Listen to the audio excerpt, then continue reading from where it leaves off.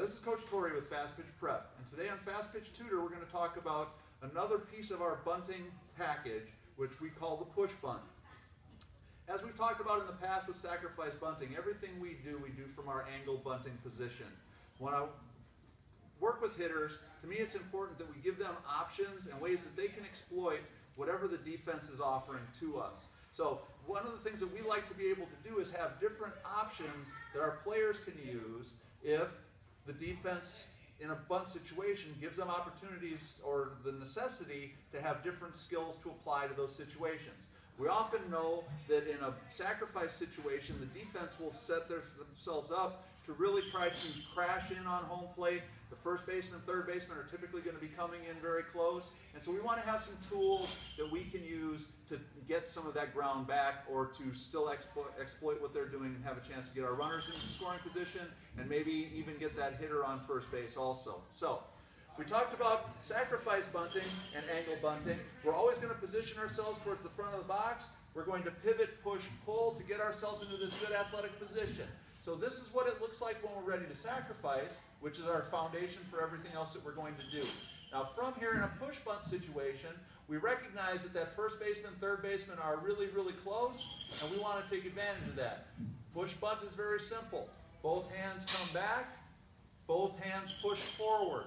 The reason that we do that is we're going to try to put more pace on the ball to strike it sharply enough to push it past either the first baseman or the third baseman. If they are charging aggressively, that gives us an angle, a line between them, sort of headed towards shortstop or second base position, that gives us an angle in an area that we can push that ball into. So, just like a sacrifice bunt, when we angle bunt, we pivot, push, pull. That's at the top of the strike zone. If I'm going to execute the push bunt, and here's the key thing, both hands come back, both hands go forward with some energy, with some authority.